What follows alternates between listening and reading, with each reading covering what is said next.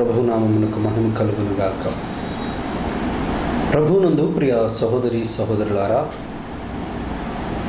మరొకసారి మీతో మాట్లాడడానికి ప్రభు నాకు అనుగ్రహించినటువంటి శ్రేష్టమైన సమయాన్ని బట్టి మీ అందరికి కూడా వందనాలు తెలియచేస్తూ ఉన్నాను. ప్రభు తన మహాకృపను బట్టి మరి ఈ యొక్క 9వ మాసంలో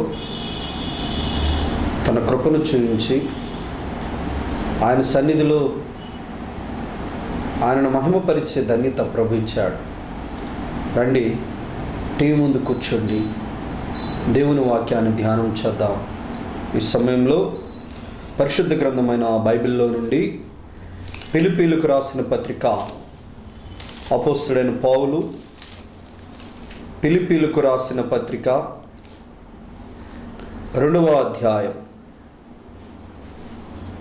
5వ వచనం నుంచి 8వ వచనం వరకు చదువుకుందాం. క్రీస్తు యేసునకు కలిగిన ఈ మనస్సు మీరును కలిగి ఉండుడి. ఆయన దేవుని స్వరూపము కలిగిన వాడై ఉండి దేవునితో సమానుడుగా ఉండుట విడిచిపెట్టకూడని భాగ్యమును ఎంచుకొనలేదు, కానీ మనుషుని పోలికగా పుట్టి దాసుని స్వరూపమును ధరించుకొని తను తానే రిక్తునిగా చేసుకొనెను.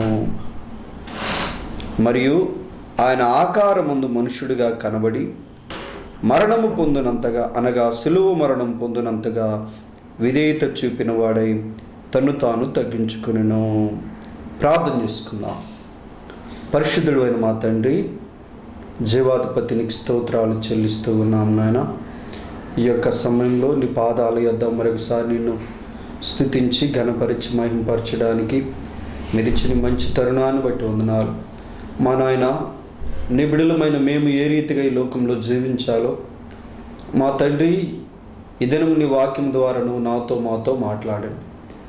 మా ఆధ్యాత్మిక జీవితానికి అవసరమైన మాటలను అందించి మహింపరచబడమని యేసు నామములో ప్రార్థిస్తూ ఉన్నాం తండ్రి, ఆమేన్.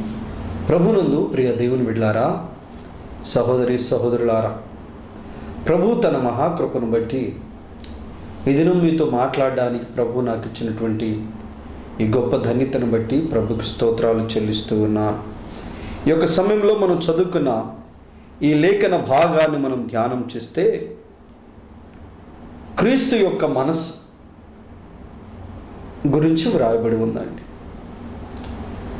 యేసుక్రీస్తు ప్రభువారు ఎలాంటి మనస్సు కలిగి ఉన్నాడో ఈ వచనాల్లో మనం చదువుకున్నాం. పౌలు గారు తన యొక్క ఈ ఫిలిప్పీ సంఘానికి రాసినటువంటి ఈ పత్రికలో క్రీస్తు యొక్క ఔన్నత్యాన్ని, క్రీస్తు యొక్క మాదిరిని, క్రీస్తు యొక్క తగ్గింపు జీవితాన్ని గురించి చక్కగా మనకు తెలియచేస్తూ ఉన్నాడు. రండి, దేవుని వాక్యాన్ని మనం శ్రద్ధగా విందాం. ఇక్కడ మనం గమనించినట్లయితే వాక్యంలో వ్రాయబడి ఉంది, ఫిలిప్పీ పత్రిక 2వ అధ్యాయం 5వ వచనంలో, క్రీస్తు యేసునకు కలిగిన ఈ మనస్సు మీరును కలిగి ఉండండి. Praise the lord. క్రీస్తు యేసునకు కలిగిన ఈ మనస్సు మీరు కూడా కలిగి ఉండమని చెప్పాడు. ప్రియ దేవుని బిడ్డలారా, గమనించండి.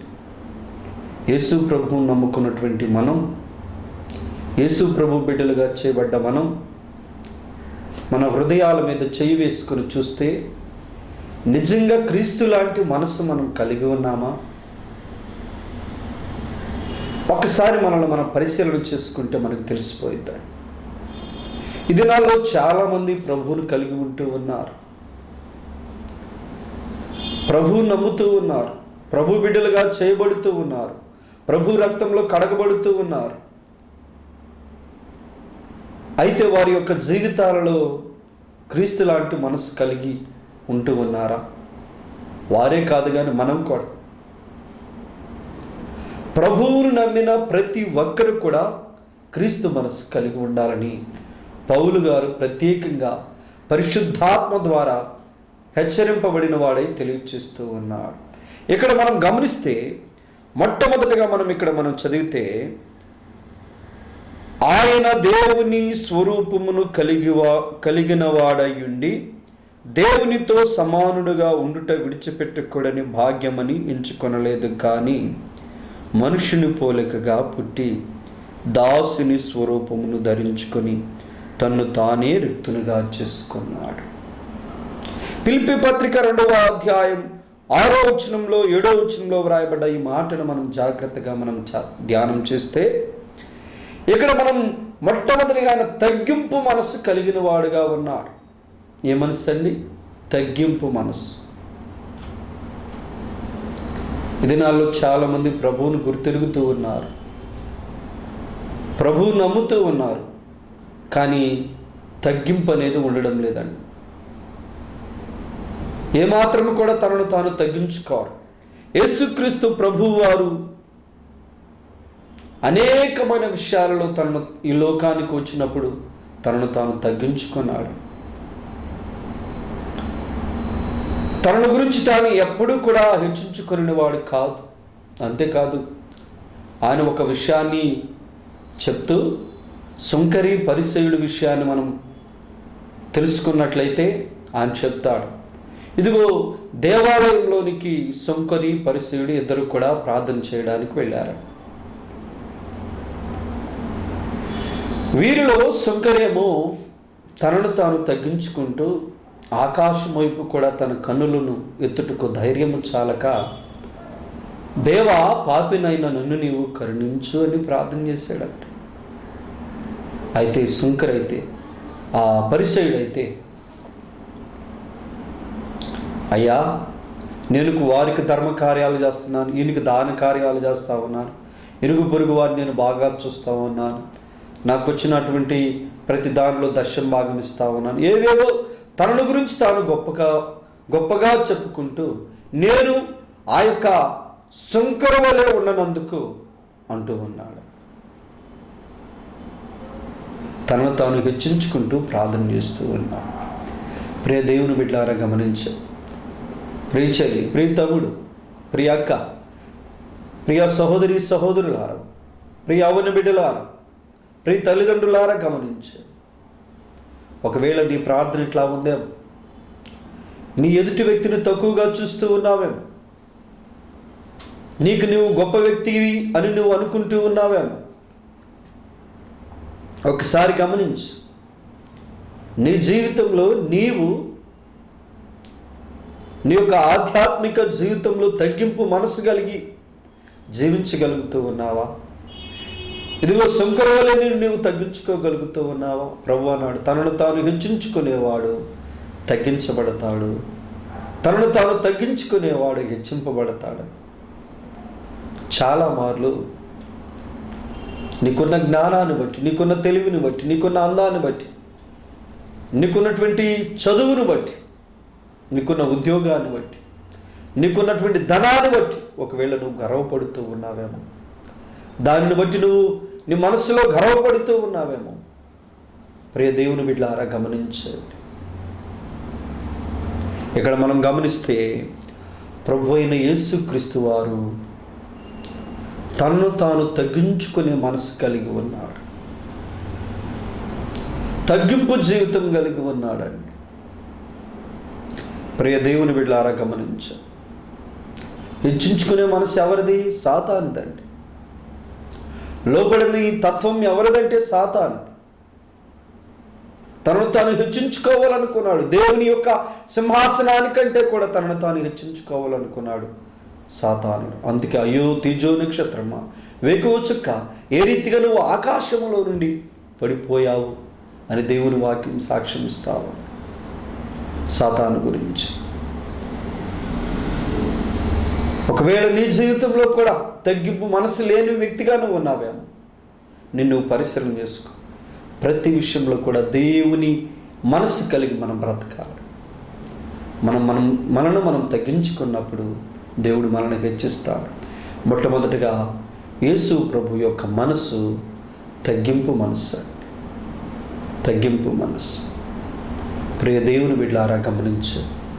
ప్రతి విషయంలో కూడా నువ్వు తగ్గించుకో. హుజ్జియా అనే రాజు ఉన్నాడని, తన మనస్సును గర్వించి చెడిపోయాడని వాక్యంలో వ్రాయబడి ఉంది. నీ మనసులో గర్వం వస్తే నువ్వు నాశనం కాబోతూ ఉన్నావు. నీ మనసు తగ్గింపు మనసు కలిగి ఉండాలి. సాతానులాగా నీవు నీ మనసులో గర్వపడవద్దు. ఏ విషయంలో కూడా నువ్వు తగ్గించుకో. మొట్టమొదటిగా ప్రభు అయిన యేసుక్రీస్తు వారు ఇక్కడ మనం గమనిస్తే దేవునితో సమానుడుగా ఉండుట విడిచిపెట్టకూడని భాగ్యమని ఎంచుకొనలేదు, కానీ మనుష్యుని పోలికగా పుట్టి ఆయన దేవుడయ్యుండి కూడా దేవునితో సమానుడుగా తనను తాను ఏమాత్రము కూడా అనుకోలేదు. మనుష్యుని పోలికగా పుట్టాడు, దాసుని స్వరూపాన్ని ధరించుకున్నాడు. చూడండి, ఇక్కడ మనం గమనిస్తే తనను తానే రిక్తునిగా అనగా ఏమీ లేని వానిగా తనను తాను తగ్గించుకున్నాడు. పౌలు అందుకే అంటూ ఉన్నాడు, క్రీస్తు యేసు కలిగిన మనసు. ఈ మనసును కలిగి ఉన్నావా? ప్రియ సహోదరి, ప్రియ సహోదరుడా, ప్రతి విషయంలో కూడా నీవు నీ మనసులో ఏమాత్రం కూడా గర్వపడవద్దు. నీకున్నటువంటి చదువును బట్టి, ఉద్యోగాన్ని బట్టి, ధనాన్ని బట్టి, అందాన్ని బట్టి గర్వపడవద్దు. నీ మనసులో నీవు తగ్గించుకో. రెండో విషయాన్ని మనం గమనిస్తే యేసుక్రీస్తు ఎలాంటి మనసు కలిగి ఉన్నాడు ఇక్కడ వ్రాయబడి ఉందండి.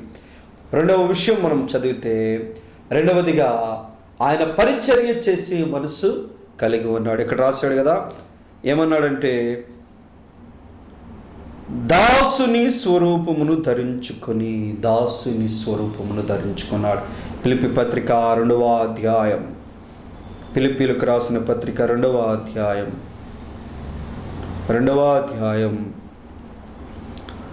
6వ వచన భాగంలో 7వ వచన భాగంలో ఆయన దాసుని స్వరూపాన్ని ధరించుకున్నాడు. దాసుడంటే ఎవరండి? పనివాడు అని అర్థం. పనివాడు, బానిస అని అర్థం. ప్రియ దేవుని బిడ్డలారా, ఇక్కడ మనం గమనిస్తే మత్తయి సువార్త 20వ అధ్యాయం 28వ వచనాన్ని మనం చదువుకున్నాం. మత్తయి సువార్త 20వ అధ్యాయం 28వ వచనం. అలాగే మనుష్య కుమారుడు పరిచారము చేయించుకొనుటకు రాలేదు, కానీ పరిచారము చేయుటకును అనేకులకు ప్రతిగా విమోచన క్రయధనంగా తన ప్రాణమునిచ్చుటకును వచ్చును. ఇక్కడ ఏమన్నాడంటే మనిషి కుమారుడు పరిచారం చేయించుకోవడానికి రాలేదు, పరిచర్య చేయడానికి వచ్చాడు. పని చేయించుకోవడానికి ఆయన రాలేదంటాడు. తాను పని చేయడానికి ఈ లోకానికి వచ్చాడు. ప్రియ దేవుని బిడ్డలారా, గమనించండి, అనేకులకు విమోచన క్రయధనంగా అనేకుల కొరకు తన ప్రాణాన్నే ఇవ్వడానికి ఆయన వచ్చాడు. నిజంగా పరిచర్య చేసే మనసు ఎవరిదండి? కుటుంబంలో ఎవరికి ఉండిద్ది? సహజంగా ఎవరికి ఉండిద్దండి? తల్లికి ఉండిద్దండి. ఎవరికి ఉండిద్ది? తల్లికి ఉండిద్ది. తల్లి కుటుంబంలో ప్రతి పని చేస్తూ ఉండిద్ది. మన విషయంలో మనం తల్లికి మనకి సంబంధ బాంధవ్యం, రిలేషన్షిప్ ఎట్లా ఉండిద్దో తెలుసా? మనల్ని కన్నాది మొదలుకొని తల్లి ప్రతి క్షణం తల్లి గర్భంలో నుంచి మనం బయటకు వచ్చింది మొదలు ఎన్ని పనులు మన కొరకు చేసిద్దండి, ఎంత కష్టపడిద్దండి, ఎంత పని చేసిద్దండి. గమనించు ఒకసారి. నిన్ను సాకి, నీకు భోజనం పెట్టి, నీకు స్నానం చేయించి, నువ్వు ఎలాంటి పరిస్థితిలో ఉన్నా నీకు పరిచర్య చేస్తూ, నిన్ను ఆదరిస్తూ, నిన్ను ప్రేమిస్తూ, నీ కొరకు 1 రోజా 2 రోజుల 3 రోజులు, నాకు తెలిసిన ఒక తల్లి, తన యొక్క యవన కాలంలోని కుమారుడు పుట్టాడు ఆ తల్లికి. అయితే ఆ పిల్లవాడు అవిటివాడు, 2 కాళ్ళు పనిచేయవాడు, నడవలేడు. ఆడు పుట్టింది మొదలుకొని, ఆ పిల్లవాడు పుట్టింది మొదలుకొని దాదాపు వివాహం ఎట్లా లేదు. వాడు దాదాపు 30-35 సంవత్సరాల వయసు వచ్చే అంతవరకు కూడా ఆ తల్లి సంకనేసుకొని మోస్తా ఉండేది. అయితే వాడు సన్నగా ఉంటాడు, కొంచెం బలహీనుడుగా ఉంటాడు, ఎక్కడికి వెళతాడు. తాను పనికి వెళ్ళినప్పటికీ కూడా అమ్మో నా పిల్లవాడు, వాడు కాళ్ళు లేనివాడు, ఏమీ చేసుకోలేడు అని చెప్పి పనికి వెళ్ళినా కానీ తన ఆలోచన అట్లానే తన పిల్లవాడి మీద ఉండేది. చూడు, ఆ అవిటి వ్యక్తి మీద ఆ తల్లికి ఉన్న ప్రేమ. దేవుని బిడ్డలారా గమనించండి, భక్తుడు అందుకే రాశాడు, తల్లిలా లాలించును అని. దేవుని బిడ్డలారా గమనించు, ఒకరి తల్లి ఒకరిని ఆదరించినట్లు నేను మిమ్మల్ని ఆదరిస్తానని వాక్యంలో రాయబడు. ఇక్కడ మనం గమనిస్తే మొట్టమొదట యేసుక్రీస్తు ప్రభువారు తగ్గించుకునే మనసు కలిగి ఉన్నాడు. రెండవదిగా పరిచర్య చేసే మనసు కలిగి ఉన్నాడు. దేవుని బిడ్డలారా గమనించు, పరిచర్య చేయాలి. ప్రతి ఒక్కరం దేవుని కొరకు పరిచర్య చేసే వ్యక్తులుగా ఉండాలి. మన తల్లిదండ్రులకే కాదండి, లేకపోతే బిడ్డలకే కాదండి, ప్రియ తల్లిదండ్రులారా, క్రీస్తు యేసును కలిగిన ప్రతి ఒక్కరు కూడా ఇతరులకు కూడా పరిచర్య చేసేవారిగా ఉండాలి. సంఘంలో పరిచర్య చేయాలి, సమాజంలో పరిచర్య చేయాలి. సమాజానికి నేను ఏ రీతిగా పరిచర్య చేయగలను అని నీవు పరిశీలన చేసుకొని సమాజానికి ఉపయోగపడే పరిచర్య నువ్వు చేయాలి. అది ఎంతో ఆశీర్వాదం. అట్లా నువ్వు చేయగలిగితేనే ఒకానొక రోజు దేవుని ఎదుట నువ్వు నిలబడ్డప్పుడు, మత్తయి సువార్త 25వ అధ్యాయం మనం చదివితే, మత్తయి సువార్త 25వ అధ్యాయం 31వ వచనం నుంచి నేను చదువుతున్నాను. చూడండి, 25వ అధ్యాయం 31వ వచనం నుంచి, తన మహిమతో మనుష్య కుమారుడు ఆయనతో కూడా సమస్త దూతలు వచ్చినప్పుడు ఆయన తన మహిమగల సింహాసనం మీద ఆసీనుడై ఉండును. ఆయన లోకానికి వచ్చినప్పుడు, ఆయన సింహాసనం మీద ఆయన ఆసీనుడై ఉన్నప్పుడు, అప్పుడు సమస్త జనులను ఆయన ఎదుట పోగు చేయబడుదురు. భూలోకంలో ఉన్న సమస్త జనులు, నీవు నేను, ఈ లోకంలో ప్రభువుని కలిగిన వారందరూ కూడా, ప్రభు నమ్మని వారు కూడా అందరం దేవుని ఎదుట నిలబడతాం. దేవుని బిడ్డలారా, ఇక్కడ మనం గమనిస్తే, గొల్లవారు మేకలలో నుండి గొర్రెలను వేరుపరుచినట్లు ఆయన వారిని వేరుపరచి తన కుడి వైపున గొర్రెలను ఎడమ వైపున మేకలను నిలువబెట్టును. కుడివైపు గొర్రెలు, ఎడమవైపు మేకలు. దేవుని బిడ్డలారా, ఇక్కడ మనం గమనించినప్పుడు అప్పుడు రాజు తన కుడివైపున ఉన్న వారిని చూసి, నా తండ్రి చేత ఆశీర్వదించబడిన వారలారా రండి, లోకము పుట్టినది మొదలుకొని మీ కొరకు సిద్ధపరచబడిన రాజ్యమును స్వతంత్రించుకొనుడి. నేను ఆకలి గొంటిని, మీరు నాకు భోజనం పెట్టితిరి, దప్పిక గొంటిని, నాకు దాహమిచ్చితిరి, పరదేశినై ఉంటిరి, నన్ను చేర్చుకుంటిరి, దిగంబరినై ఉంటిని, నాకు బట్టలిచ్చితిరి, రోగినై ఉంటిని, నన్ను చూడవచ్చితిరి, సరసాలలో ఉంటిని, నా యొద్దకు వచ్చితిరని చెప్పును. దాహంగా ఉన్నప్పుడు ఇది పరిచర్యనండి.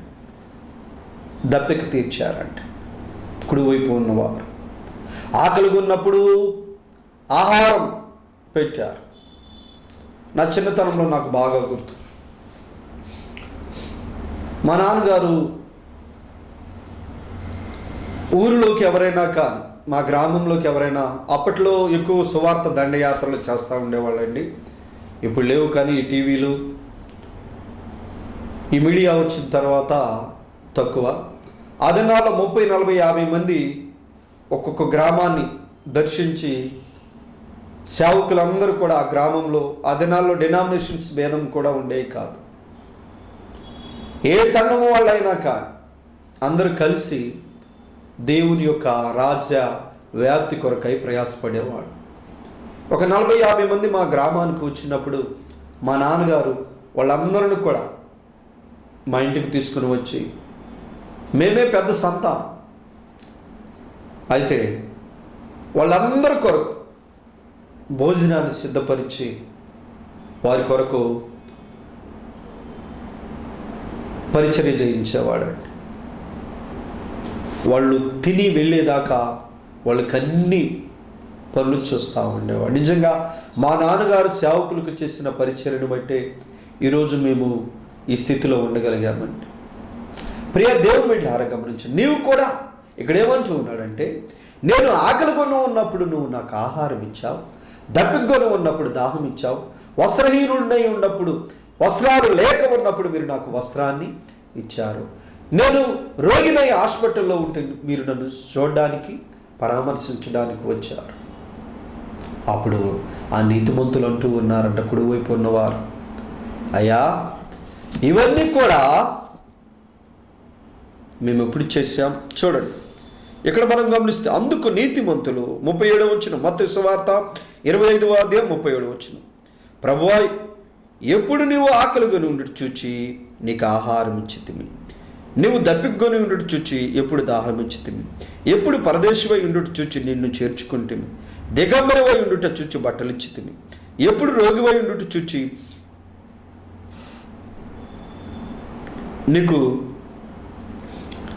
నిన్ను పరామర్శించాము, సరసాల్లో ఉన్నప్పుడు ఎప్పుడు నీ వద్దకు వచ్చాము అని అడుగుతారు. అందుకు ఆ రాజు, మిక్కిలి అల్పులైన ఈ నా సహోదరులో ఒకరికి మీరు చేసితిరి కనుక నాకు చేసితిరను. ప్రైజ్ ద లార్డ్, హల్లెలూయా. ప్రియ దేవుని బిడ్డలారా గమనించు,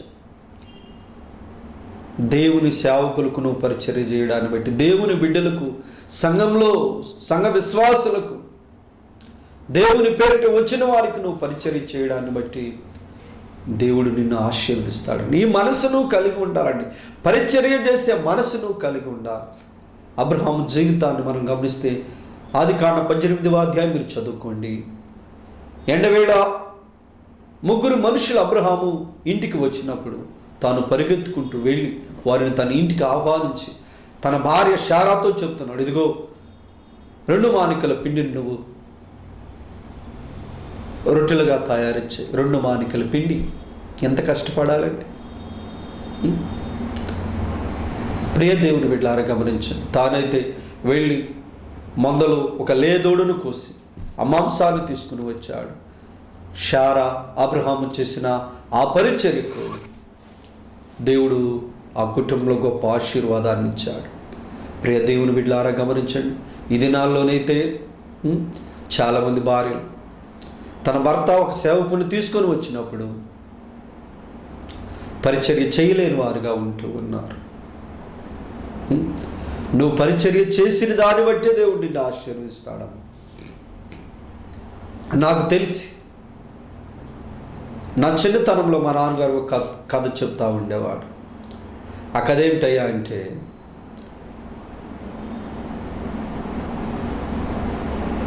ఒక సేవకుని ఇంటికి మరొక సేవకుడు వచ్చాడండి వాక్యం చెప్పడానికి. సేవకుడు వచ్చినప్పుడు వాస్తవంగా ఆ పాస్టర్ గారికి పరిచర్య చేయాలంటే చాలా కష్టం, బాధపడతా ఉండే. అయితే ఆ సేవకునికి ఇంటికి వచ్చినప్పుడు ఆమెకు ఆ పరిచర్య చేయడం ఇష్టం లేక ఈ సేవకుడిని ఏదో ఒక రీతిగా ఒక దినం ఉన్నాడండి. వచ్చిన సేవకుడు కోటాలు కాబట్టి 2వ రోజు ఉన్నాడు. 3వ రోజు ఇంక నేను చేయలేను అనుకొని ఆ సేవకుడు దగ్గరికి వచ్చినప్పుడు అప్పుడు ఆ సేవకునికి ఈ యొక్క పాస్టర్ గారు చెప్తా ఉంది, ఏమండి మా పాస్టర్ గారు అంత మంచోడు కాదు. ఏంటమ్మా నన్ను ఈ మీటింగులకు పిలిచాడు, చాలా బాగా చూస్తున్నారమ్మా మీ కుటుంబం, మీ సేవకుడు చాలా మంచివాడమ్మా, అన్ని విషయాల్లో తనను తాను తగ్గించుకుంటాడమ్మా అని ఈ సేవకుడి గురించి ఆ సేవకుడు వచ్చిన సేవకుడు బాగా ఈ సేవకుని భార్యతో చెప్తూ ఉంటే, ఆయన సంగతి నీకు ఇంతేనండి తెలిసేది, ఆయన సంగతి నీకు బాగా తెలియదు, ఇదిగో ఆయన ఇటీవలే ఒక సేవకుడు వచ్చినప్పుడు గత నెలలో ఆయన రోకల మళ్ళతో కొట్టి చంపాడు అన్నట్టు. అమ్మో అదేంటి చాలా చక్కగా మాట్లాడుతున్నాడు, ప్రేమ కలిగి మాట్లాడుతున్నాడమ్మా. లేదు లేదు ఆయన మంచోడు కాదు, దయచేసి నువ్వు వెళ్ళిపో అని ఈ సేవకుడికి చెప్పిందంటే. అయితే అదే సమయంలో తన యజమానుడు ఇంటి సేవకుడు లేడు, ప్రక్కకి ఏదో పని మీద వెళ్ళాడు. అయితే ఆ సేవకుడు రాకతలకే ఈయన ఎప్పుడైతే ఈ పాస్టర్ గారు వచ్చిన సేవకుడితో మాట చెప్పిందో ఇంకా ఈయన గుండెల్లో రైళ్లు పరిగెత్తడం మొదలుపెట్టాయి. అమ్మో ఈ సేవకుడు మంచోడు కాదని ఆయన భార్య చెప్తుంటే ఎవరైనా చెప్తే నమ్మకపోవచ్చు, కానీ ఆయన భార్య చెప్తుంది కదా అని చెప్పి భయపడతా తాను బట్టలన్నీ సర్దుకొని గబగబా అక్కడి నుంచి ఆ ఇంట్లో నుంచి వెళ్ళిపోవడం మొదలుపెట్టాడండి. ఆమె అంటుందా, ఆగండి పాస్టర్ గారు అన్నాడు. ఏంటమ్మా అన్నాడంట. నువ్వు త్వరగా పరిగెత్తకపోతే ఆయన నిన్ను చూసాడంటే వచ్చి నిన్ను చంపేస్తాడన్న. సరేనమ్మా నేను త్వరగా పరిగెత్తడం ప్రారంభించాడంట. ఈలోపు సేవకుడు రాని వచ్చాడు. దూరంగా పరిగెత్తున్న సేవకుడిని చూశాడు. పాస్టర్ గారిని అడిగి, పాస్టర్ గారు ఏంటి మన ఇంటికి వచ్చిన సేవకుడు పరిగెత్తు ఉన్నాడు, ఏంటి ఆతురతగా పరిగెత్తున్నాడు, ఏం జరిగిందంటే, ఏం లేదండి నేను పచ్చడి నూరుతా ఉన్నాను, ఒకసారి రోకల బండి అమ్మా అన్నాడు. రోకల బండి నీకు ఎందుకండి, రోకల బండి ఈయన అన్నాను. దానికి అలిగి సేవకుడు వెళ్ళిపోతూ ఉన్నాడండి అంత. అరే రోకల బండి ఎంత పుణ్యం, ఈగిపోయావంటమ్మా అంటే, లేదండి నేను ఈయన అన్నాను, ఆ మాటకే వెళ్ళిపోయాడు అంటే, అట్టయితే ఆ రోకల బండి ఇయ్య అన్నాడంట సేవకు. ప్రియ దేవుని బిడ్డలారా గమనించండి, ఎప్పుడైతే ఈ సేవకుడు ఆ రోకల బండి తీసుకొని పరిగెత్తున్న పాస్టర్ గారిని, అయ్యా ఇదిగో రోకల బండి అని కేకేస్తుంటే, అమ్మో ఆయన నన్ను చంపడానికి వస్తున్నాడు అన్నట్లుగా ఈ సేవకుడు భయంతో ఇంకా పరిగెత్తడం ప్రారంభించాడంట. చూసారా, ఈ పాస్టర్ గారు పరిచర్య చేయడం ఆమెకి ఇష్టం లేదు కాబట్టి ఆ సేవకుడిని ఎల్లగొట్టిందండి. దీనిలో మనకి కొంత నౌటాలుగా ఉన్నా కానీ మరుసటి రోజు 3వ రోజు సువార్త పని ఆగిపోయింది. ప్రియ దేవుని బిడ్డలారా నేను వాక్యాన్ని ముగిస్తా ఉన్నాను, గమనించండి. క్రీస్తు యేసు కలిగిన మనస్సు పరిచర్య చేసే మనస్సు. బైబిల్లో చాలామంది మోషే చేతుల మీద నీళ్లు పోస్తూ ఉండేవాడు యెహోషువ. అందుకే యెహోషువని దేవుడు ఆశీర్వదించాడు. ప్రియ దేవుని బిడ్డలారా గమనించండి, ఇక్కడ మనం గమనిస్తే ఏలియాకు పరిచర్య చేస్తూ ఉండేవాడు ఎలీషా, అతన్ని ఆశీర్వదించాడు. ప్రియ దేవుని బిడ్డలారా ఈ యొక్క సమయంలో ప్రేమపూర్వకంగా మీకు మనం చేస్తూ ఉన్నాను, దయచేసి గమనించండి. క్రీస్తు యేసు కలిగిన మనస్సు మొదట ఆయన తగ్గింపు మనసు కలిగి ఉన్నాడు. తగ్గింపు మనసు మనం కలిగి ఉన్నామా? రెండవదిగా ఆయన పరిచర్య చేసే మనసు కలిగి ఉన్నాడు. యేసు ప్రభు ఆ శిష్యులు అందరిని కూర్చోబెట్టి వారి ఒక్కొక్కరి పాదాలను కడిగాడండి. సేవకుని మనసు. ప్రియ సేవకుడా, ప్రియ సహోదరి సహోదరుడా, మరి నీవు ఈ మనసు కలిగి ఉన్నావు?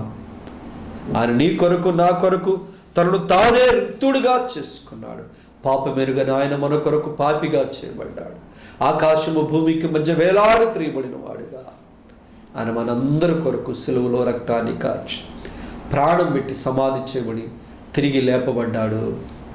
ఆయన మరలా ఈ లోకానికి రాబోతూ ఉన్నాడు. ఎవరైతే తగ్గింపు మనసు కలిగి ఉంటారో, ఎవరైతే పరిచర్య చేసే మనసు కలిగి ఉంటారో దేవుడు వారిని దీవించబోతూ ఉన్నాడు. తలలో వచ్చి ప్రార్థన చేసుకుందాం. ప్రేమ కలిగిన మా తండ్రి, నీకు స్తోత్రం. ఈ మాటలు విన్న ప్రతి చెల్లిని, ప్రతి అక్కను మీరు దీవించండి. క్రీస్తు లాంటి మనసు, తగ్గింపు మనసు మాకివ్వండి. క్రీస్తు పరిచర్య చేసే మనసు కలిగి ఉన్నాడయ్యా. యేసయ్యా, నీవే మా నాయన, మీలాంటి మనసు, పరిచర్య చేసే మనసు మీరు మాకివ్వండి తండ్రి. మా ప్రభు కృప చూపి ఆశీర్వదించి నాయన సంఘంలో మేము ఎల్లప్పుడూ నీలాంటి మనసు కలిగి బ్రతకడానికి కృప ఇవ్వమని యేసయ్య శక్తి కలిగిన నామములో ప్రార్థన చేస్తూ ఉన్నాం తండ్రి. ఆమేన్. మీ అందరికీ వందనాలు.